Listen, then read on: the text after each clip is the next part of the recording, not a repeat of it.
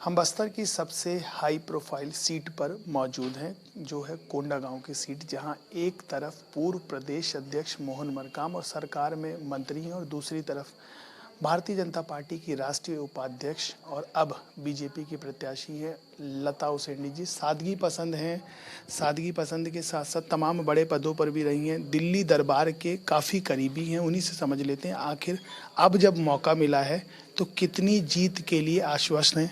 बहुत स्वागत है आपका इंडिया न्यूज़ पे। क्या लगता है कि लता उसेंडी को दोबारा भारतीय जनता पार्टी ने क्यों मौका दिया, किस उम्मीद के साथ? देखिए, भारतीय जनता पार्टी ने एक अवसर दिया है और चुनाव तो चुनाव होता है, एक चुनौती हम सबके सामने है। लेकिन लगातार जनता के बीच में बने रहना, क्षेत्र की सेवा करना और यहाँ की समस्याओं को लेकर लगातार जनता के बीच में बनकर उनकी बातों को सुनना, समाधान करने की कोशिश करना, ये सारे कारण रहे हैं। और कोंडागांव के हमारे कार्यकर्ताओं का सहयोग, स्नेह, आशीर्वाद है, जिसके कारण से उच्च नेतृत्व ने एक मुझे एक अवसर प्रदान किया है।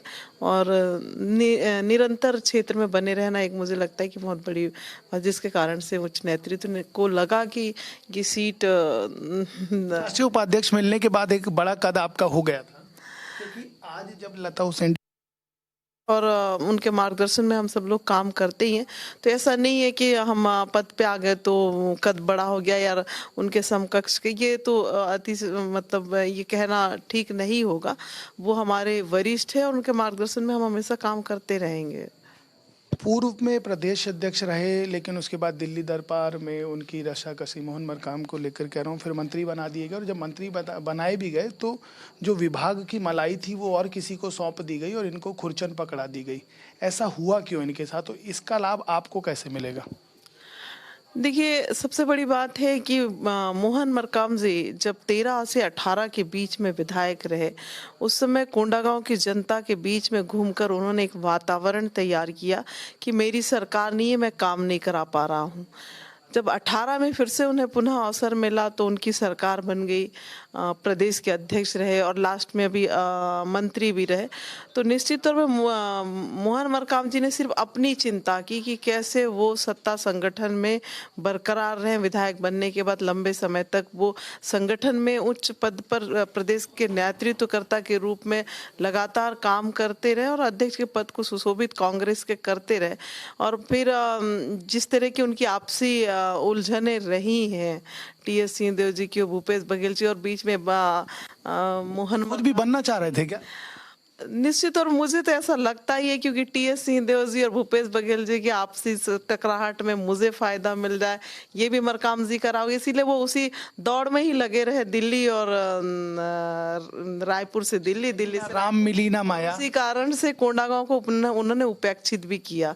कोंडागांव की जनता जिस आस के साथ मोहन मरकाम जी को जिताई थी यहाँ पे, तो वो ये अपनी कुर्सी को और कितना मैं बड़ा कर पाऊं और कितना मुझे उसमें बढ़त तो मिले, उस चक्कर में रहे। और मुझे लगता है कि कहीं ना कहीं कोंडागांव की जनता ठगी महसूस की है, जिसका खामियाजा कोंडागांव की जनता को आज भोगना पड़ रहा है। कोंडागांव आप सब जगह चले जाइए, लगातार आप देखेंगे तो विकास विहीन कोंडागांव के नाम से अब कोंडागांव को अगर मोहन मरकाम जी के उस पे देखें तो देखने को मिल रहा है। चर्चा ये भी है कि आपको ज़्यादा मेहनत करने की ज़रूरत नहीं पड़ेगी, कि उनके पीछे पहले ही लोग लग गए हैं कि जीतने नहीं दिया जाएगा, ये भी चर्चा है। आप तक आई है चर्चा?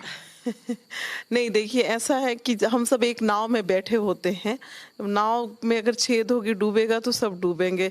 तो ये आपसे मनमुटाव भले घर पे हो, लेकिन लास्ट में जब कोई संकट आता है तो सब एक हो जाते हैं। तो ये बातें जो होती है वो सब मिथ्या रहती है कहीं ना कहीं। ठीक है, कोई कम समय में काम करता है, कोई ज्यादा समय में काम करता है, कोई कुछ दिन के लिए घर बैठा है, लेकिन अंतिम समय में तो सब मैदान पे आ ही जाते हैं।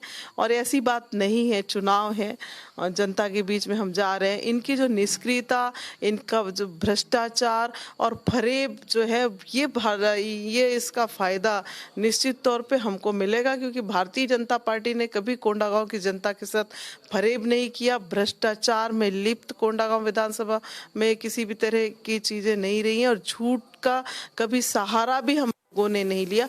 जो हम कर सकते थे हमने जनता के बीच में कहा कि कर सकते हैं। इन्होंने सिर्फ झूठ का पुलिंदा लोगों के सामने पेश किया है। झूठ का पुलिंदा पेश किया है। स्थानीय मुद्दों पर आप लगातार चर्चा करेंगे, आप जितना वार्तालाप हुआ है, कौन कौन से ऐसे मुद्दे हैं जिनको लेकर आप जनता के बीच जा रही हैं? देखिए, कोंडागांव की अगर मैं बात करूं तो यहाँ विकास थम सा गया है मरकाम जी के आने के बाद। बहुत सारे ऐसे प्रोजेक्ट्स थे जो हमारे यहाँ पे होने चाहिए थे, वो नहीं हुए। मरकाम जी को कहीं ना कहीं ये लगा कि अगर ये काम होता है तो भाजपा का नाम होगा या भारतीय जनता पार्टी का नाम होगा, उसका श्रेय मुझे। यहाँ से जैसे खेल एकेडमी वापस चला गया, स्टेडियम आज अधूरा का अधूरा पड़ा हुआ है। बाईपास जो 14-15 में स्वीकृत हुआ था, आज उन्होंने अभी लास्ट 2 महीने में उसकी भूमि पूजन की, जिसका काम शुरू नहीं हो पाया है। तो 10 साल जबकि वो बाईपास के नाम पे शहर पे चर्चा करते रहे और लोग बाईपास के नाम पे बड़ी संख्या में शहर के लोगों ने उन्हें वोट भी किया। लेकिन अगर 10 साल आप स्वीकृत काम को, बजट में आया हुआ काम को फील्ड पे नहीं उतार पाते तो एक विधायक के लिए एक प्रश्न चिन्ह उठता है। तो ऐसे कई सारे आप काम देखिए, और कोई ऐसा बड़ा काम उनके द्वारा, उनके कार्यकाल में, उनके नेतृत्व में स्वीकृत करा के लाए हो, ऐसा कोंडागांव काम की आपने जिक्र करूं, रोकूंगा। ये मक्का प्रोसेसिंग प्लांट की बहुत चर्चा है और उसको लेकर एक और चर्चा जन्म ले रही है कि अब वो एथेनॉल प्लांट की तरफ बढ़ जा रही है। क्या मामला क्या है पूरा ये? क्योंकि उनके जो सबसे शीर्ष नेता है राहुल गांधी, उन्होंने उसकी घोषणा की थी। देखिए, मक्का प्लांट की बात अगर हम करें, उसकी फाइल किसने तैयार की? उसकी फाइल भारतीय जनता पार्टी ने तैयार की। मक्का प्रोसेसिंग प्लांट की पूरी प्लानिंग भारतीय जनता पार्टी की सरकार ने की थी। लेकिन यहाँ की जो परिस्थितियाँ थी उसके अनुकूल उसको कैसे प्रोसेस में लाया जाए, कैसे स्थापित किया जाए, बहुत सारी टेक्निकल चीज़ें होती है। उसके लिए पानी की कैसी व्यवस्था हो, किस तरह से हम प्लांट करें, ये फाइल में था। मरकाम जी आए, विधायक बने, उनको लगा कि मैं यहाँ मक्का की खेती बहुत होता है तो लोगों को एक सारे लोगों को लुभावना वादे किए कि हम मक्का प्लांट लगा रहे, मक्का प्लांट लगा रहे। और मजे की बात है कि मक्का प्लांट पे तो पूरे कोंडागांव जिले के किसानों का पैसा लगा हुआ है। हर किसान पे दबाव बनाया गया कि आप 1100, 2100, 5000, 5100, मतलब कैटेगरीज तय किया गया कि अगर चपरासी और उसकी जमीन है तो उसको 3100 देना है। अगर कोई टीचर है, उसकी जमीन है तो उसको 5001 रुपए देना है। तो इस तरह से आप, ऐसा कोई गांव और कोई किसान नहीं बचा जिसका शेयर उस मक्का प्लांट में नहीं है। अब मक्का प्लांट में जो दिक्कतें आनी थी वो हम भी समझ रहे थे। अब जब इनको लगा कि अब ये दिक्कतें आ रही, हम इसको नहीं कर पाएंगे, तो इन्होंने प्रधानमंत्री जी को चिट्ठी लिखवा दिया कि इसको एथेनॉल प्लांट में कन्वर्ट किया जाए। तो बहुत दिनों तक तो ये बहाना बनाते रहे कि एथेनॉल प्लांट का हमको परमिशन नहीं मिला। आपने किसको पूछा? क्या उन किसानों को जिनको आपने शेयर धारक बनाया, क्या उनसे बातचीत की कि हम इसका प्रोजेक्ट चेंज कर रहे हैं, प्लान चेंज कर रहे हैं? और जिस तरह से धोखा उन किसानों को दिया, किसान अपनी गर्दन बचाने के लिए ये अपनी गर्दन बचाने के लिए। और मुझे सबसे बड़ी बात, एथेनॉल प्लांट की स्वीकृति मिलने के बाद कंप्लीट नहीं करा पाए। जब बहाना बनाते रहे, प्रोजेक्ट भी सिर्फ धरा का धरा रह गया है। और किसान आपके हाथ से होगा, मान लें आने वाले समय में अगर यहाँ पे डेवलपमेंट है तो भारतीय जनता पार्टी के हाथों से ही होगा। कोंडागांव जिला का निर्माण भी भारतीय जनता पार्टी के हाथ से हुआ है। कोंडागांव जिला में जो डेवलपमेंट आपको दिखता है, चाहे वो सिंचाई की सुविधा हो, स्वास्थ्य की सुविधा हो, शिक्षा की सुविधा हो, इंफ्रास्ट्रक्चर की बात हो, व्यक्तिगत विकास मूलक योजनाओं की बात हम करें, लाइवलीहुड कॉलेज खोलने की बात हो, आप ये देखेंगे किसान हो, महिला हो, युवा हो, इनके लिए जो योजनाएं बनी और उसका लाभ अगर लोग लेकर आर्थिक सामाजिक रूप से कोंडागांव की जनता अगर मजबूत हुई है तो भारतीय जनता पार्टी की सरकार में हुई है। और भरोसा है भारतीय जनता पार्टी की सरकार पे, भारतीय जनता पार्टी पे, कोंडागांव की जनता को। स्थानीय रोजगारों का एक बड़ा मुद्दा है जो यहाँ पर बहुत चर्चा में है। क्या लग रहा है कि ये हुआ क्यों, ये नौबत क्यों आन पड़ी कि इस चीज़ की भी चर्चा छिड़ गई? देखिए, बस्तर की जो भौगोलिक स्थितियां, सामाजिक परिस्थितियां हैं, उसके कारण से यहाँ पे एक स्थानीय भर्ती बस्तर और सरगुजा में हमारी सरकार ने किया था। और तृतीय वर्ग, चतुर्थ वर्ग कर्मचारियों की भर्ती स्थानीय बच्चों से की जाती थी। भूपेश बघेल जी आए, मोहन मरकाम जी आए, उन्होंने ये स्थानीय भर्तियां हटा दी गई। यहाँ की सामाजिक भौगोलिक परिस्थिति को बिना समझे इस पे कोई पहल नहीं किया गया, जिसके कारण से स्थानीय भर्ती की प्रक्रिया हटा दी गई। और आप देखेंगे कि ऐसे सुदूर गांव हैं, ऐसे सुदूर परिस्थितियां हैं, सरवाइव करना मुश्किल होता है। तो यहाँ के जो लोकल बच्चे हैं मुझे लगता है कि चतुर्थ वर्ग कर्मचारी की जो भर्तियां होती हैं, तो आप जैसे ओरछा जैसी जगह है, आप इसमें देखेंगे अबूझमाड़ जैसी जगह, कोंडागांव के आप दूरस्थ अंचलों में ही चले जाइए, मर्दापाल है, आपके बाई बेड़ा है, ऐसे माकड़ी के इलाके हैं।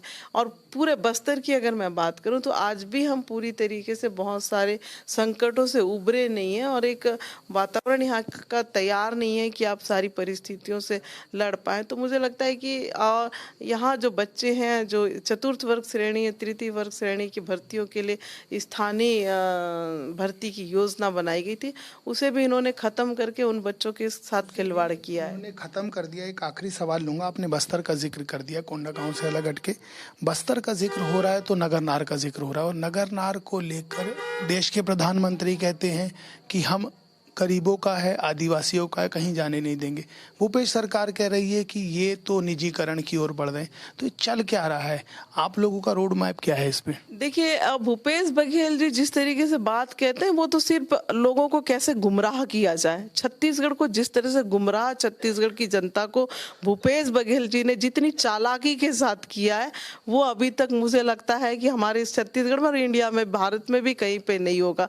वो अपनी बातों को कैसे पेश करें और लोग उनके झांसे में आ जाए, वो इस तरह की बातें कहते हैं, और ऐसी कोई बात नहीं है। ये तो भूपेश बघेल जी और प्रदेश अध्यक्ष और मंत्री रहे हमारे मोहन मरकाम जी, इन लोगों की बातों को आप सुनेंगे। राहुल गांधी जी यहाँ आते, हाथ में गंगा जल लेकर कसम खाते, तो लोगों को कैसे, इनोसेंट जो पब्लिक है छत्तीसगढ़ की, उसको कैसे हम अपने झांसे में फंसा के रखें, वो इस तरह की बातों को लोगों के बीच में कह के लोगों को उलझाने की बात कहते हैं।